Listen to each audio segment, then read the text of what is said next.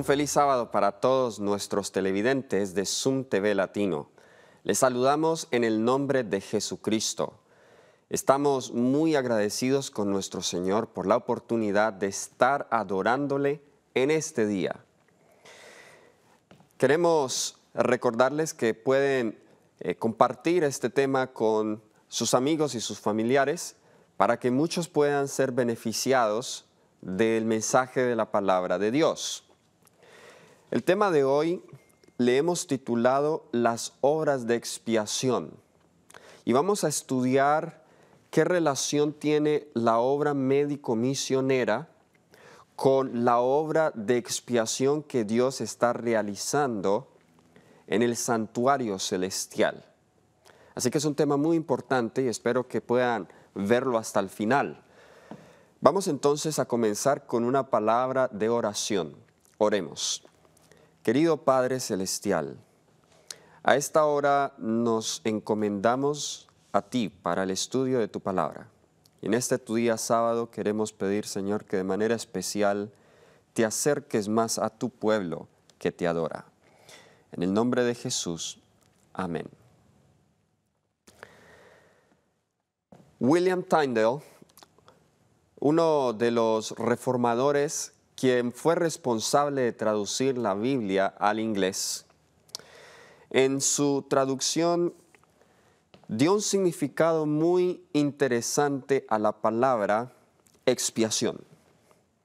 En el inglés hizo un juego de palabras que es atonement y las dividió en tres: at-one-ment, que significa estar en una unidad con Dios. Ahora, ese significado no está lejos de la realidad, porque la palabra expiar en el hebreo es la palabra kapur, de allí viene la palabra kippur, Yom Kippur, que significa limpiar, purgar o hacer remisión de los pecados. Y desde luego el propósito por el cual Dios quiere separar los pecados de nosotros es porque Él quiere estar de nuevo en unidad, at-one-ment, con nosotros.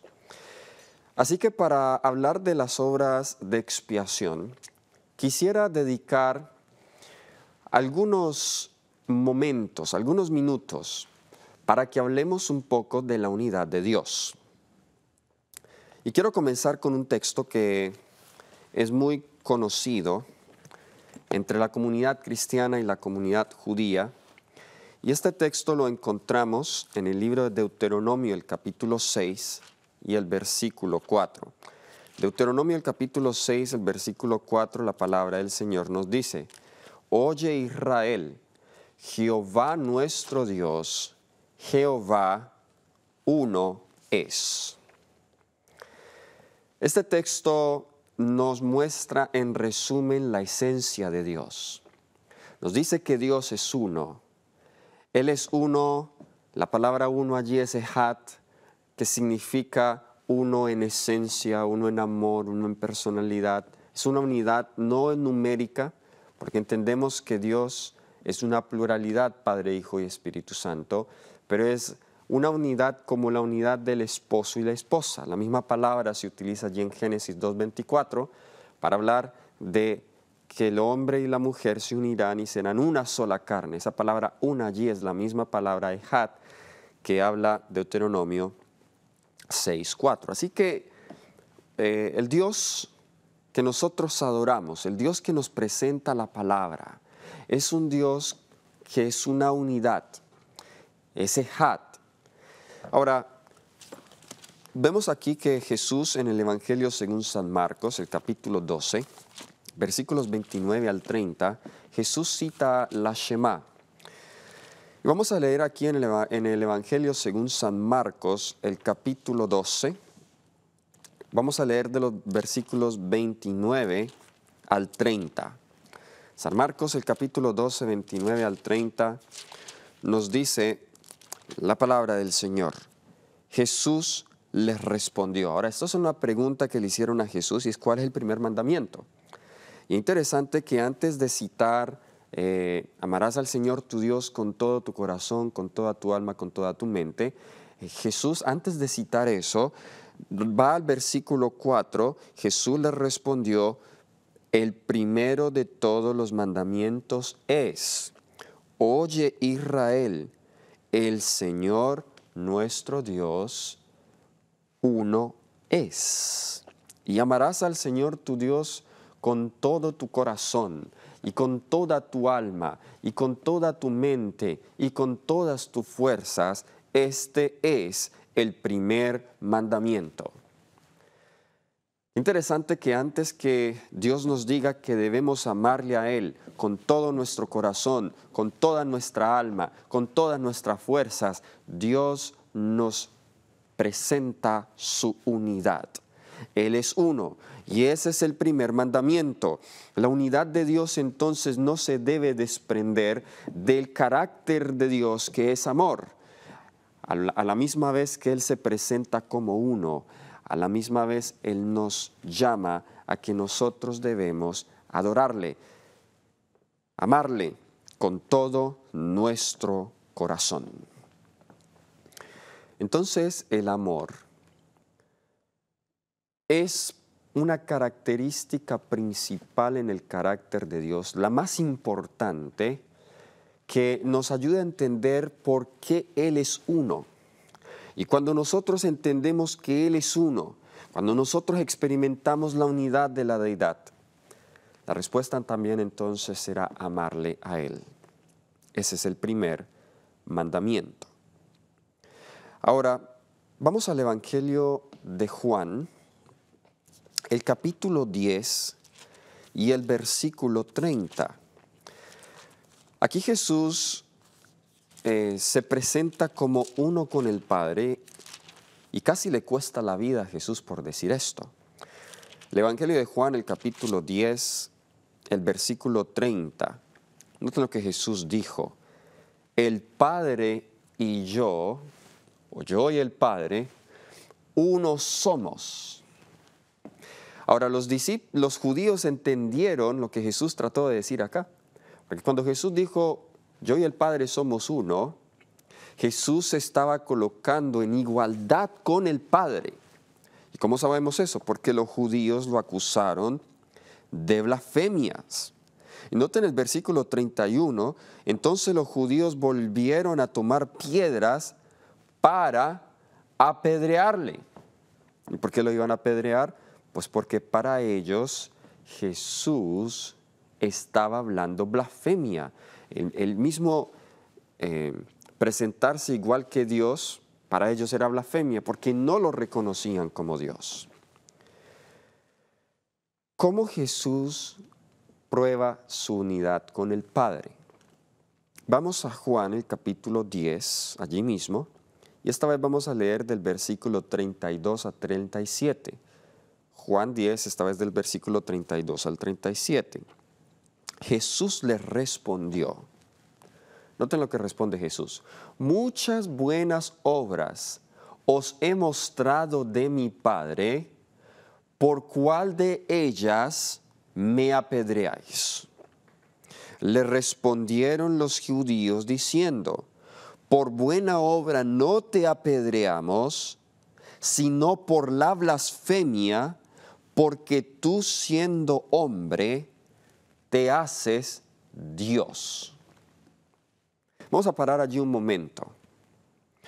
Los judíos no podían encontrar en Jesús una mala obra. Y por eso Jesús les pregunta, ¿qué mala obra han visto en mí para que ustedes me apedreen? Y los judíos dijeron, no hemos visto en ti ninguna mala obra, pero tú has dicho blasfemia porque tú siendo hombre te haces pasar por Dios.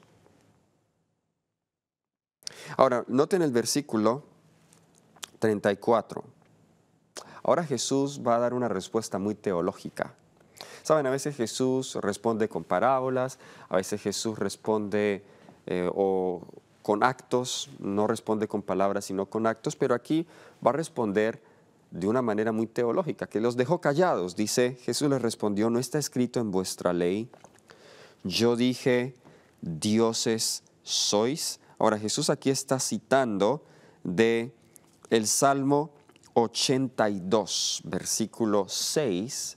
En el contexto de este salmo se está presentando la obra de los jueces, de los que Dios ha establecido para que hagan juicio, y pues su obra se asimila a la obra de Dios, que es el gran juez, y los llama dioses a los jueces. Y Jesús está citando este texto y dice, ¿no está escrito en vuestra ley? Yo dije, dioses sois.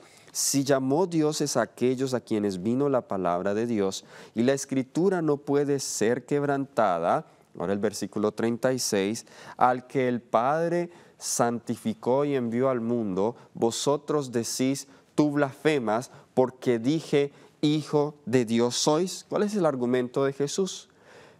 Lo que Jesús está tratando de decir es que si Dios llama a dioses a aquellos quienes recibieron la palabra, que son hombres, seres humanos, y ellos están sin culpa y la palabra de Dios no puede ser quebrantada, ¿por qué me quieren apedrear a mí si yo digo que soy hijo de Dios?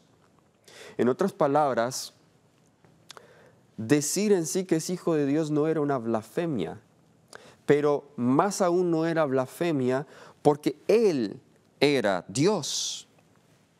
Pero el versículo clave que yo quiero resaltar aquí es el 37. Noten el versículo 37, dice, si no hago las obras de mi Padre, no me creáis. Parece ser que para Jesús, una demostración de su unidad o una prueba de su unidad con el Padre, de la veracidad de la unidad de Él con el Padre, eran las obras que Él realizaba.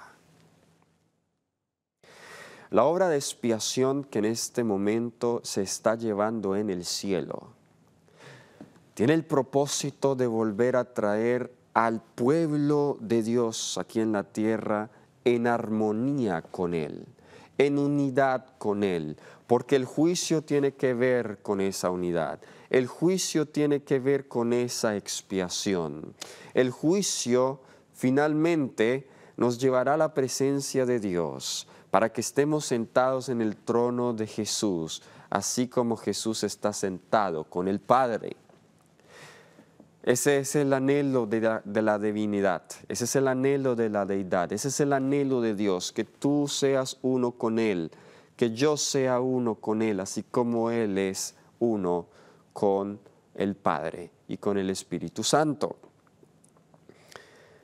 Pero las obras de expiación deben verse reflejadas en sus hijos acá en la tierra. Y vamos a elaborar más este punto, porque Jesús apeló muchas veces a sus obras como evidencia que Él era uno con el Padre. Vamos a hablar de las obras de Jesús. Vamos a hablar un poco de las obras de Jesús. Vamos a Juan capítulo 8, versículos 38 y 39. El Evangelio de Juan capítulo 8, versículos 38 y 39. Jesús dice, yo hablo lo que he visto estando junto al Padre, y vosotros hacéis lo que habéis oído cerca de vuestro Padre. Palabras fuertes. Ahora esto le toca el orgullo a los judíos, y noten lo que ellos responden. El versículo 39, respondieron y le dijeron, nuestro padre es Abraham. Jesús les dijo, si fueseis hijos de Abraham, las obras, escuchen esto, las obras de Abraham haríais. A ver, vamos a detenernos allí un poco. Noten que para Jesús lo que muestra que usted es hijo de alguien no es la sangre y no es el ADN. Porque los judíos alardeaban que ellos eran hijos de Abraham. De hecho, eran muy estrictos y meticulosos en los registros genealógicos desde los días de Abraham para mostrar que ellos eran el verdadero linaje de Abraham, porque participaban de la sangre de Abraham, porque participaban del ADN de Abraham.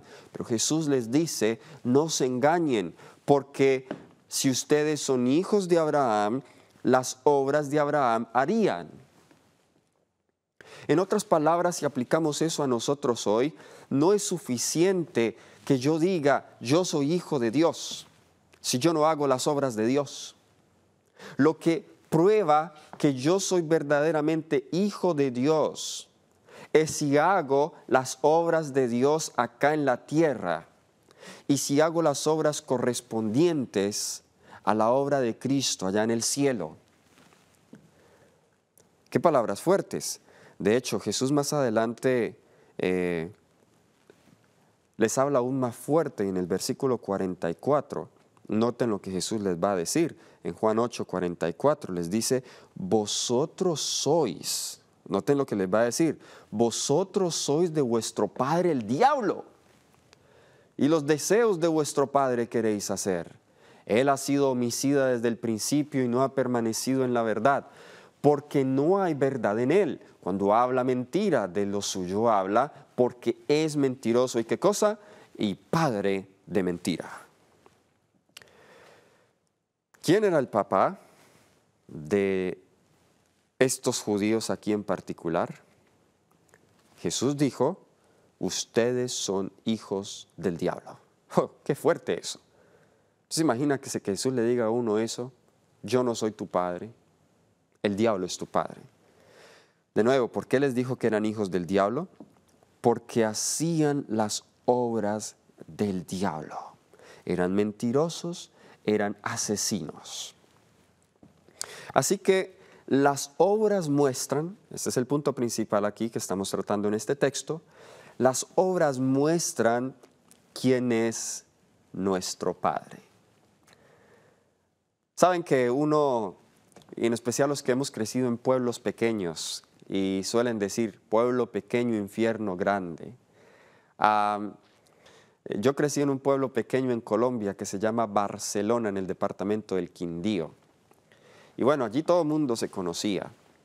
Y algunos niños y jóvenes que eran considerados por la comunidad como personas rebeldes, comúnmente sabían identificar los padres de esos niños porque pues los padres eran igual que los niños. Y decían, mire, pues ahí igualito al papá, mira eso, como este joven como sigue los mismos pasos del padre, robando en la drogadicción, en fin, es muy común que se hagan esas relaciones entre padres e hijos en comunidades pequeñas donde todo el mundo se conoce. Yo ya sé, ese debe ser el hijo de tal persona, porque hace lo mismo que el papá. Sí, a uno lo identifican como de acuerdo a las obras del Padre, ¿sí? De acuerdo a lo que uno hace, lo identifican. Ahora, no es el caso siempre. Hay veces que el padre es malo, pero el hijo sale bueno. Pero el punto principal aquí es que las obras muestran quién es nuestro Padre. Mi pregunta, ¿con tus obras demuestras tú que eres hijo de Dios? El esposo cuando llega del trabajo y encuentra a su esposa que no le ha hecho la cena, ¿tus obras demuestran que tú eres hijo de Dios? ¿O le gritas a tu esposa? ¿Te impacientas con tus hijos porque quieren jugar contigo y tú vienes cansado?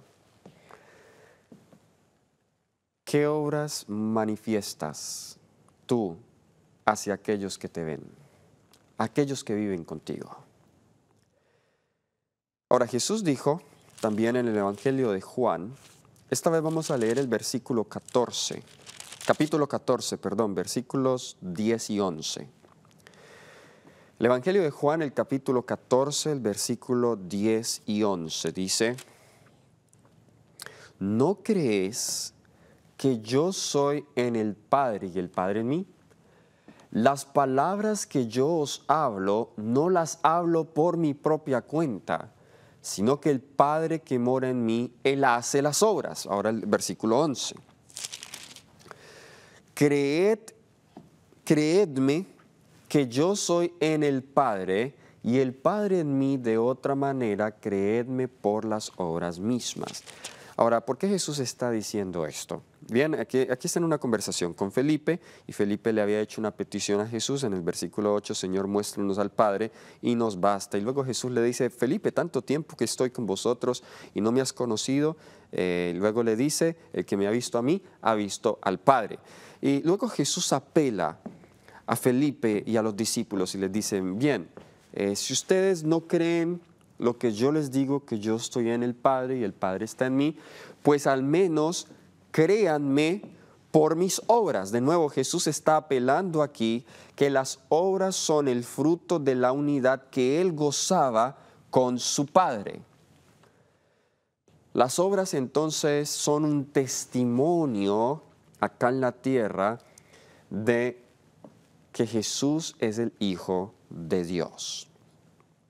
Ahora, vamos a un punto más profundo. Vamos a tomar esto y vamos a profundizarlo un poco más, porque vamos a unirlo con el tema de las obras de expiación. ¿Qué tiene que ver todo esto con el día de la expiación antitípico que nosotros estamos en este momento viviendo? Jesús es nuestro sumo sacerdote, como lo presenta el apóstol Pablo en el libro de Hebreos. Y una de las obras del sacerdote, vamos a leerlo allí en Levítico el capítulo 4 y el versículo 20. Levítico capítulo 4, versículo 20. Una de las obras del sacerdote era hacer expiación.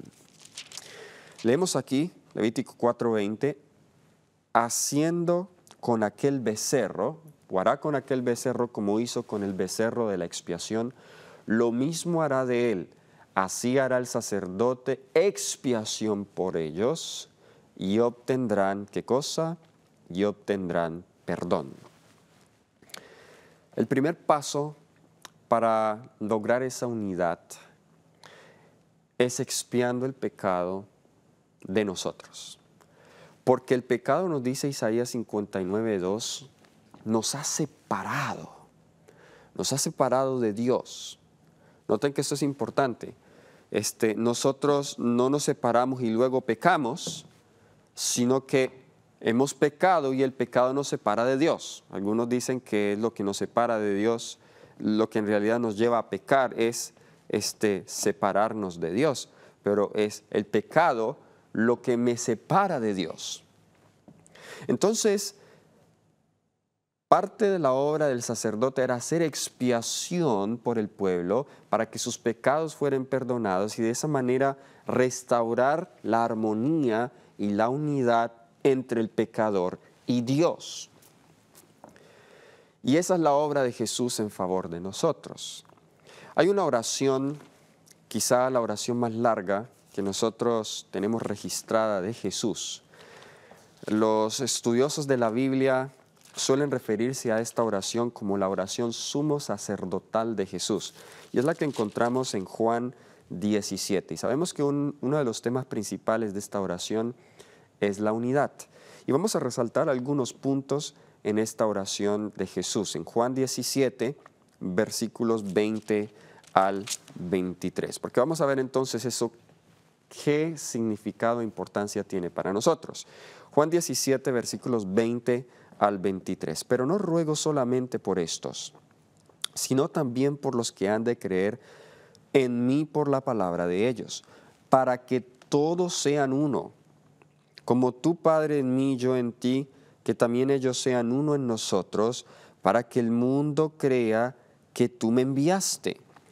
Yo les he dado la gloria que me diste, para que sean uno, así como nosotros somos uno. Yo en ellos y tú en mí, para que sean perfectos en unidad, para que el mundo conozca que tú me enviaste y que los has amado a ellos como también a mí me has amado. Voy a resaltar algunos aspectos de este texto. La oración de Jesús, que Jesús hace acá hacia el Padre, ora por la unidad de su iglesia. Y esa unidad tiene un propósito.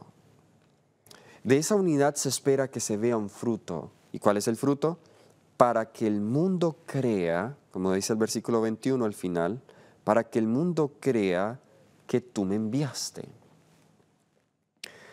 La lógica de este texto es que si no estamos unidos, no vamos a tener las obras de expiación y entonces el mundo no va a creer que nosotros o que el Padre envió a Jesús y por ende no va a creer que nosotros somos hijos de Dios. ¿Estamos entendiendo lo que estamos diciendo?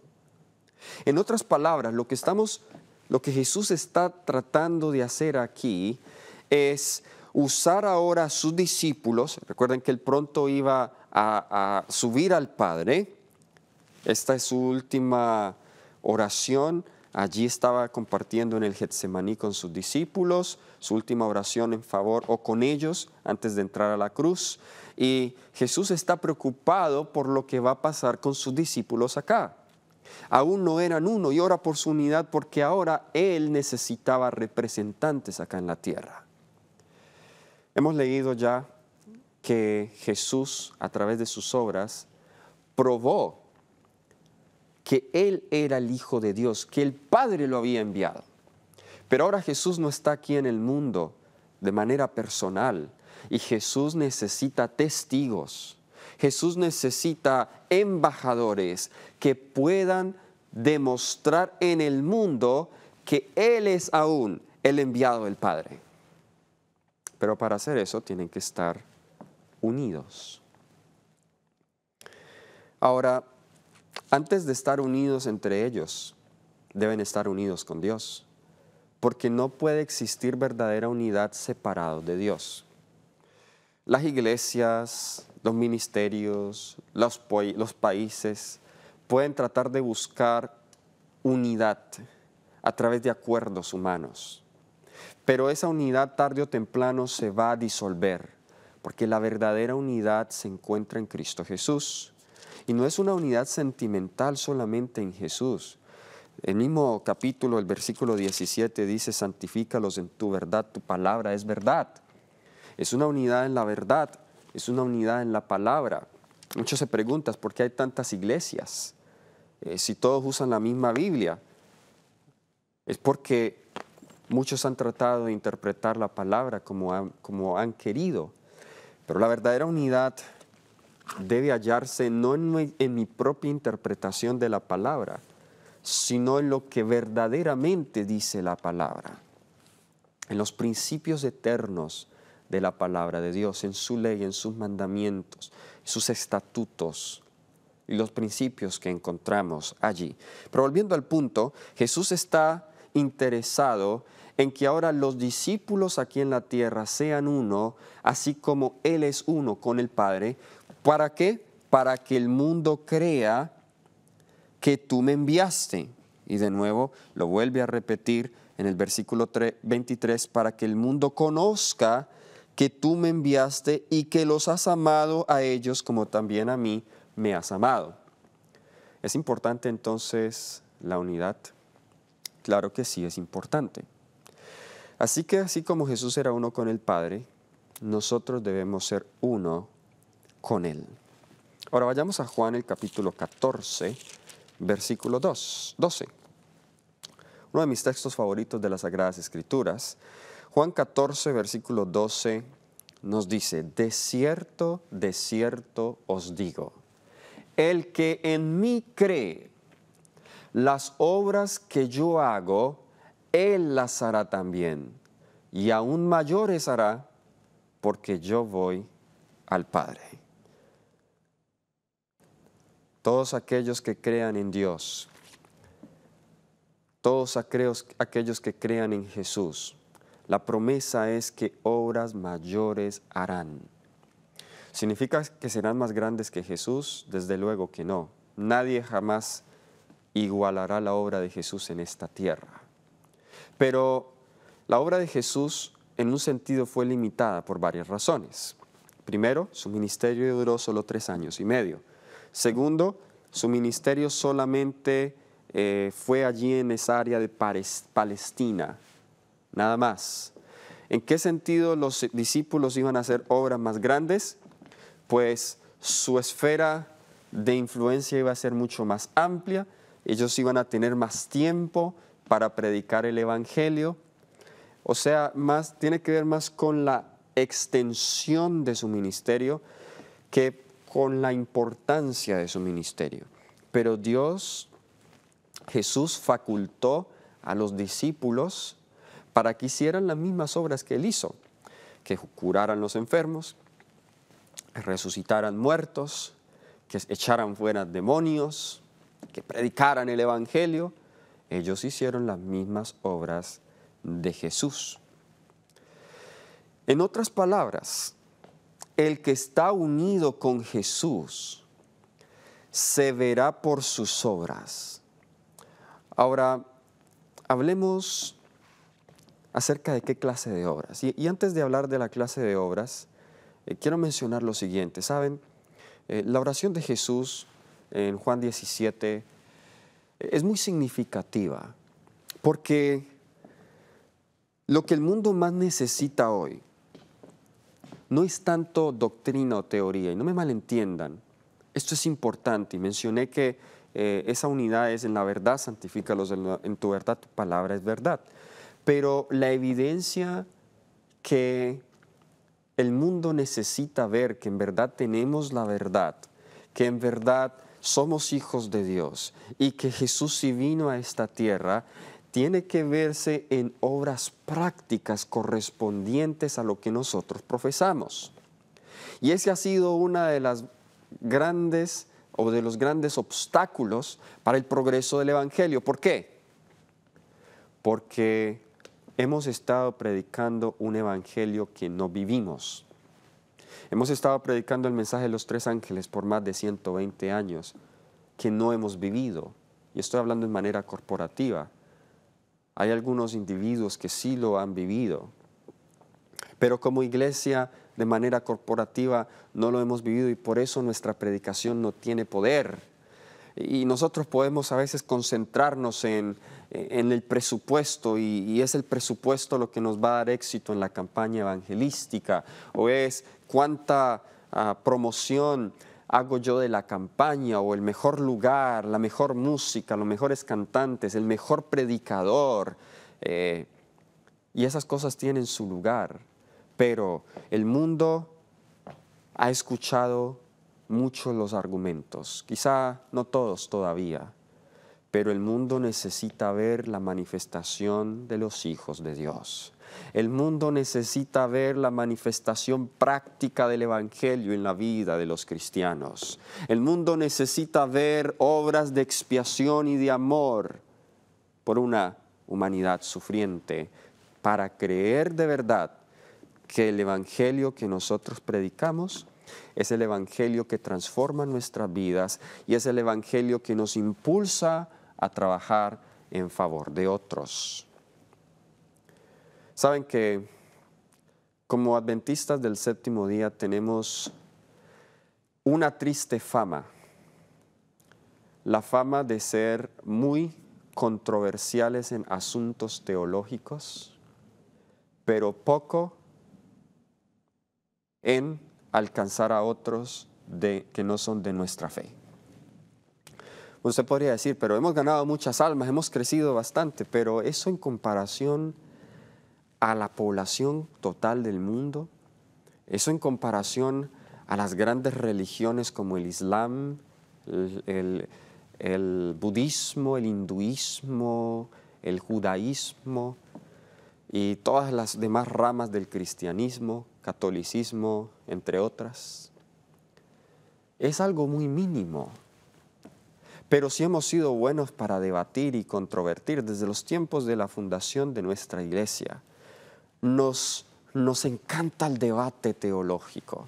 Nos gusta mucho sacar la Biblia y mostrar que yo tengo los argumentos sólidos y nadie los puede rebatir.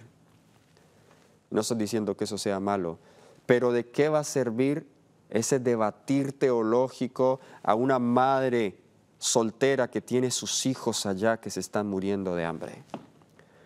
¿De qué va a servir eso para salvar la prostituta que está vendiendo su cuerpo en el casino y en los lugares de prostitución. ¿De qué va a servir eso para el drogadicto que está en la calle y no tiene esperanza de salir de esa adicción? ¿De qué va a servir esto para los millones de inmigrantes que no tienen un lugar, una patria donde descansar y que divagan por el mundo buscando un mejor futuro? Hay un mundo afuera que sufre.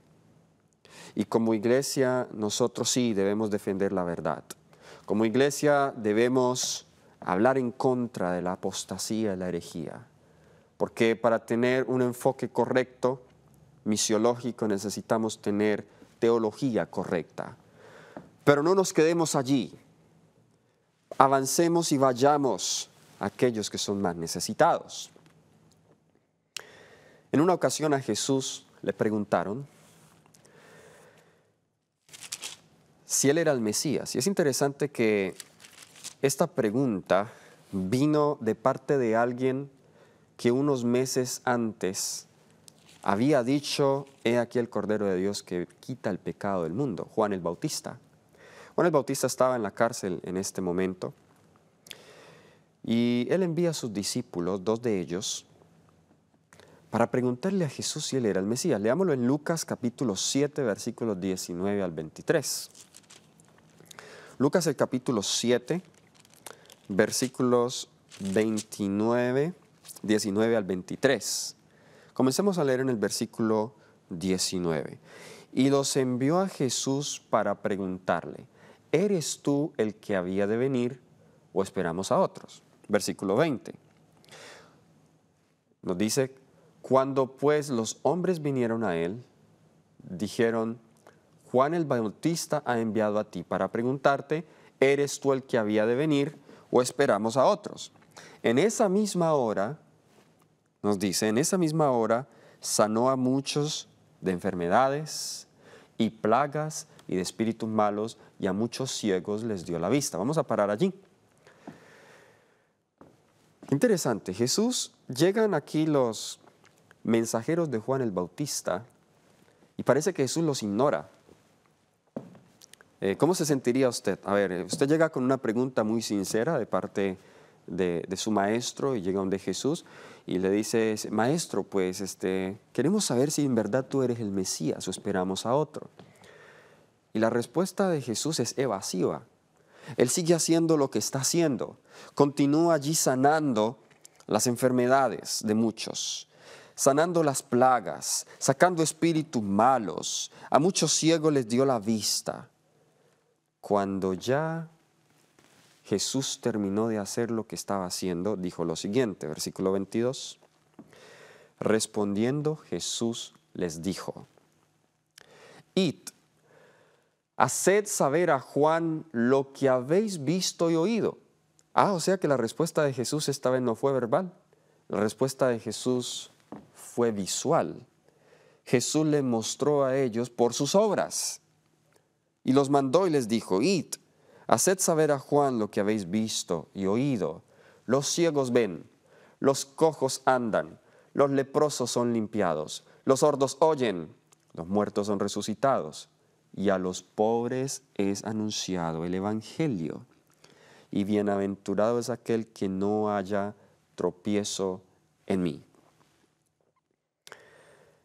¿Cuál fue la respuesta de Jesús? ¿A qué apuntó Jesús? Jesús mostró por sus obras que él era el Mesías. Y Juan el Bautista entendió esto, porque esta obra de Jesús como el Mesías había sido profetizada por el profeta Isaías en el capítulo 61, el versículo 1 y 2. Isaías 61, versículos 1 y 2. El Espíritu de Jehová, el Señor, está sobre mí. Recuerden, si es el Espíritu que está sobre él, él es el Mesías, porque está ungido por el Espíritu. Y Mesías significa ungido. El Espíritu de Jehová, el Señor, está sobre mí, porque me ha ungido Jehová. Me ha enviado a predicar las buenas noticias o las buenas nuevas a los pobres. a vendar a los quebrantados de corazón, a publicar libertad a los cautivos y a los presos apertura de la cárcel, a proclamar el año de la buena voluntad de Jehová y el día de venganza de Dios nuestro, a consolar a todos los enlutados. Esta fue la obra que Jesús exactamente hizo, la obra que Él apuntó a Juan el Bautista. ¿Saben cómo le llama la sierva del Señor a esta obra? Le llama obra médico-misionera. Y Jesús de hecho confirmó este pasaje como que se aplicaba a Él en una ocasión cuando estaba en Nazaret, donde Él había crecido, y fue a la sinagoga y le dieron a leer el rollo del profeta Isaías. Y noten lo que Jesús leyó y cómo lo aplicó. En Lucas 4, 16 al 20 nos dice: vino a Nazaret donde se había criado. Y el sábado, el día de reposo, entró en la sinagoga conforme a su costumbre y se levantó a leer. Y se le dio el libro del profeta Isaías. Y habiendo abierto el libro, halló el lugar donde está escrito: el Espíritu del Señor está sobre mí, por cuanto me ha ungido para dar buenas nuevas a los pobres. Me ha enviado a sanar a los quebrantados de corazón, a pregonar libertad a los cautivos y vista a los ciegos, a poner en libertad a los oprimidos y a predicar el año agradable del Señor. Y enrollando el libro lo dio al ministro y se sentó. Los ojos de todos en la sinagoga estaban fijos sobre él. Entonces comenzó a decirles: hoy se ha cumplido esta escritura delante de vosotros. ¿A quién aplicó Jesús esa escritura? A Él mismo. Él les dijo: hoy se ha cumplido esta escritura delante de vosotros. La sierva del Señor tiene un comentario muy interesante. En el libro Deseado de todas las gentes, la página 188, comentando sobre esto, ella dijo: la evidencia de su divinidad se veía en su adaptación a las necesidades de la humanidad doliente. Su gloria se revelaba en su condescendencia con nuestro bajo estado. ¿Cuál era la evidencia más plausible de su divinidad? ¿Cuál era la evidencia más fuerte de su divinidad? Su adaptación a las necesidades de la humanidad doliente.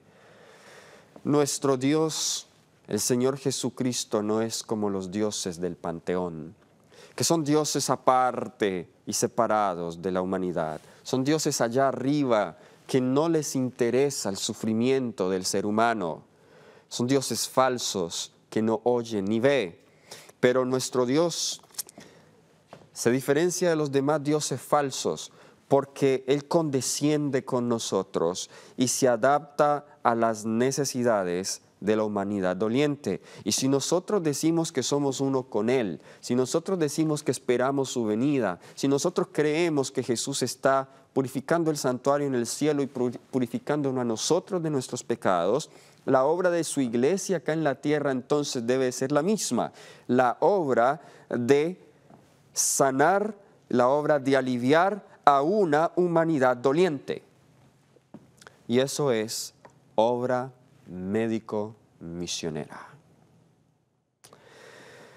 Saben que este servidor es convencido de algo. El fuerte pregón no se va a dar tanto por predicación. Va a haber predicación en el fuerte pregón, pero el fuerte pregón va a ser la manifestación más grande del amor de Dios a una humanidad sufriente, a una humanidad engañada, a una humanidad en tinieblas. El apóstol Juan vio a un ángel que descendía del cielo con gran poder en Apocalipsis 18:1. Nos dice acá: después de esto vi a otro ángel que descendía del cielo con gran poder y la tierra fue alumbrada con su gloria. ¿Saben qué es luz? Nosotros muchas veces decimos que luz es la letra de la palabra. Hemos creído que luz es la teoría de la palabra. Hemos creído que porque tenemos la doctrina correcta y sabemos explicar Daniel 8:14 con las fechas y con todo, pues entonces tenemos la luz. Pero es que la luz no se puede tener. En sí la luz es inmaterial. Usted no la puede tener. Jesús nunca dijo, yo tengo la luz. Jesús dijo, yo soy la luz. Él era la luz. Él era la encarnación de la luz.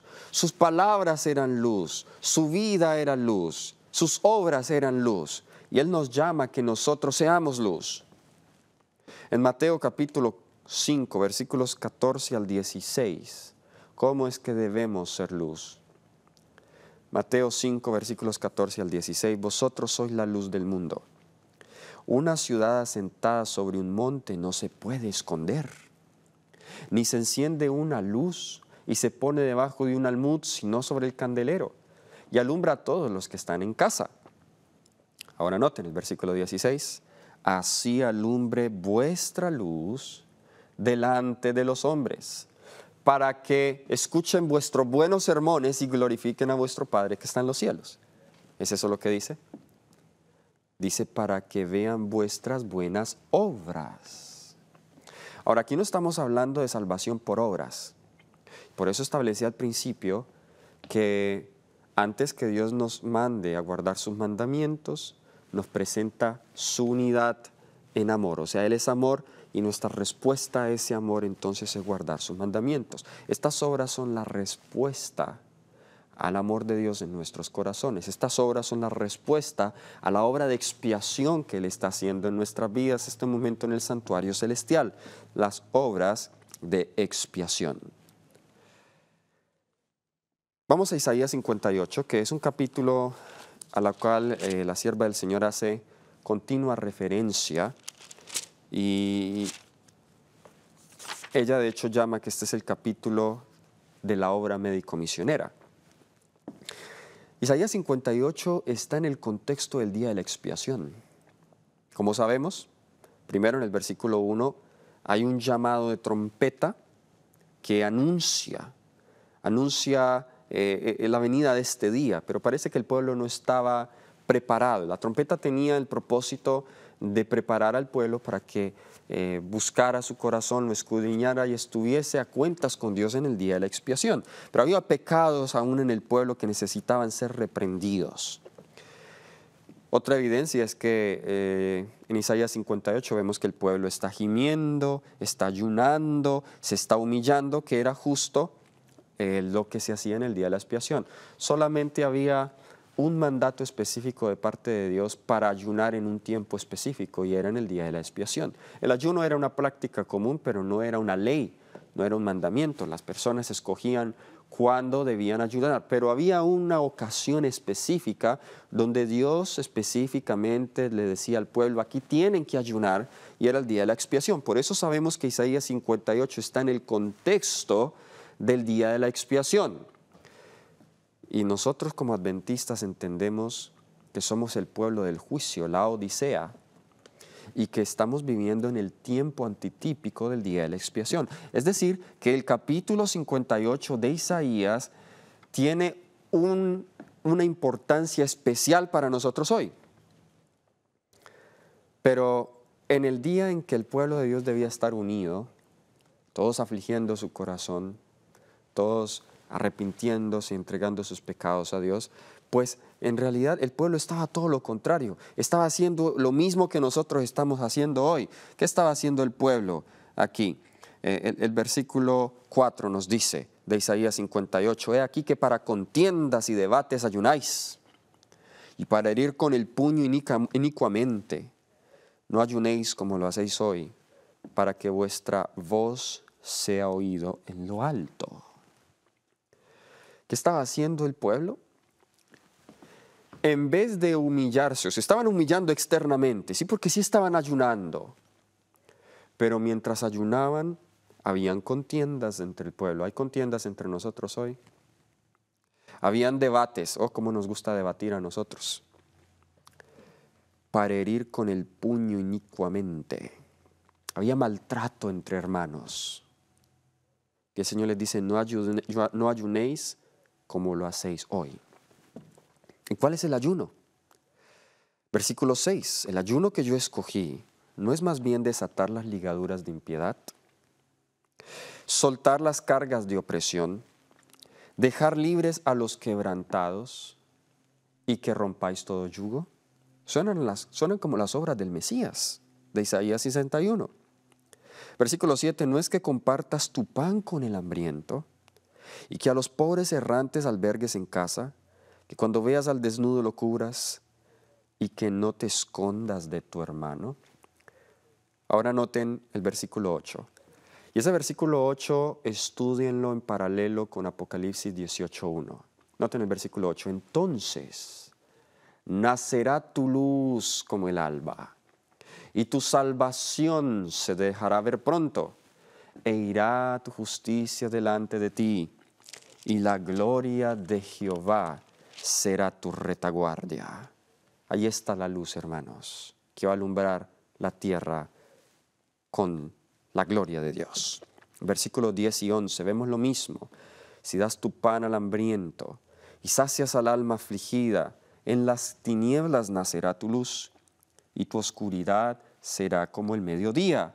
Jehová te pastoreará siempre en la sequía, saciará tu alma y dará vigor a tus huesos. Será como un huerto de riego, como un manantial de aguas cuyas aguas nunca se agotan. La sierva del Señor dijo en el libro de Evangelismo, página 376, el capítulo 58 de Isaías contiene verdad presente para el pueblo de Dios. Aquí podemos ver cómo la obra médico-misionera y el ministerio evangélico han de estar ligados en la presentación del mensaje al mundo. Sobre los que guardan el día de descanso del Señor se ha colocado la responsabilidad de hacer una gran obra de misericordia y benevolencia. La obra médica misionera ha de estar ligada con el mensaje y sellada con el sello de Dios. Debe haber una unidad entre la obra de predicación y la obra médico-misionera. Y qué interesante que se hace mención del sábado, porque al final de este capítulo también se hace mención del sábado. Es decir, que la observancia del sábado está íntimamente ligada con la obra médico-misionera. Otra cita, esta la encontramos en el Ministerio Médico, página 348. Ahora, algunos cuando escuchan de la obra médico-misionera dicen, bueno, yo no soy médico, yo no soy enfermero, no he ido a un Vida Sana, no me he preparado para hacer obra médico-misionera, así que eso se lo dejo yo a estas personas. Pero ¿saben que todos somos llamados a hacer obra médico-misionera? Nos dice acá, se me ha instruido a guiar a nuestro pueblo, al capítulo 58 de Isaías. Leed detenidamente este capítulo para que comprendáis la clase de ministerio que comunicará vida a las iglesias. ¿Será esta la razón por la cual muchas de nuestras iglesias están muertas? Ni siquiera se dice un amén, ni siquiera se levanta una persona de ese puesto para que trabaje para el maestro. Es posible que estamos descuidando la obra que va a dar vida a las iglesias. ¿Qué pasa con el que hace esta obra? Dice que ni los huesos le duelen.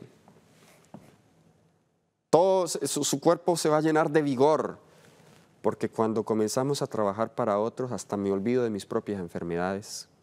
Cuando comenzamos a aliviar los dolores de otros, me olvido de mis dolores. Y hasta nos olvidamos de las controversias teológicas, porque estamos tan ocupados sirviendo que ni tiempo para herejías hay. La obra del Evangelio debe avanzar mediante nuestra liberalidad, tanto como por nuestras acciones. Cuando encontréis almas dolientes que necesitan ayuda, dádselas. Cuando halléis hambrientos, alimentarlos. ¿Necesita usted ser médico para hacer esto? ¿Necesita usted ser enfermero? No. Yo estoy seguro que cada uno de ustedes puede al menos dar un plato más de comida a alguien que no lo tiene. Al hacer esto estaréis obrando en semejanza del ministerio de Cristo. La santa obra del Maestro fue una labor benévola, que en todas partes se aliente a nuestro pueblo a tener una parte en ella. Noten, en todas partes. Por eso estoy compartiendo este tema con ustedes, porque la sierva del Señor nos dice que hay que animar al pueblo a que se involucre en la obra médico-misionera. Manuscript Releases, volumen 5, página 33. No podemos guardar este día santo, hablando del sábado, a menos que sirvamos a Jehová en la manera como se nos presenta en esta escritura. Y luego ya cita Isaías 58, 6 y 7. Y al final dice, esta es la obra que descansa sobre cada alma que acepta el servicio de Dios. Qué interesante que ella dice que no podemos santificar el día de reposo, guardarlo santo, si no estamos involucrados en esta obra. Esta obra es la que descansa sobre cada alma que acepta a Cristo. El mundo necesita conocer que Cristo es el enviado de Dios, pero Él no está aquí para hacerlo. Él no está aquí para demostrar las obras, pero tú estás aquí, yo estoy acá. Somos canales a través de los cuales Dios desea manifestar su gracia y su amor hacia una humanidad doliente. En especial ahora en tiempo de pandemia, es cuando más la iglesia necesita levantarse y alumbrar, porque tenemos nosotros el mensaje para aliviar al mundo entero de esta pandemia y de cualquier enfermedad. Pero como iglesia debemos vivirlo primero, para luego poder nosotros compartirlo. Las obras de expiación. En el tiempo entonces en que vivimos, es menester que, junto con la teología correcta, podamos demostrar nuestra unidad con Dios a través de obras de amor, a través de obras de justicia. ¿Quieres tú ser parte de esta obra? ¿Quieres tú ser las manos ayudadoras del Maestro? Las manos que alimentarán a los hambrientos y sanarán a los enfermos.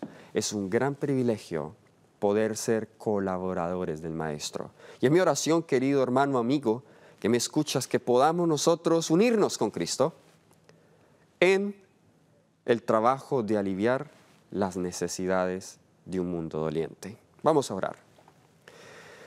Amado Padre Celestial, escuchamos los llantos, escuchamos el sufrimiento de este mundo, escuchamos las enfermedades y te pedimos perdón porque hemos sido duros al responder ante tal necesidad. Úngenos, Señor, con tu Espíritu, enternece nuestro corazón y ayúdanos a responder al llamado de la hora. Gracias por Jesús, el gran médico misionero. Queremos seguir su ejemplo, Señor. En el nombre de Jesús lo pedimos. Amén. El Señor les bendiga.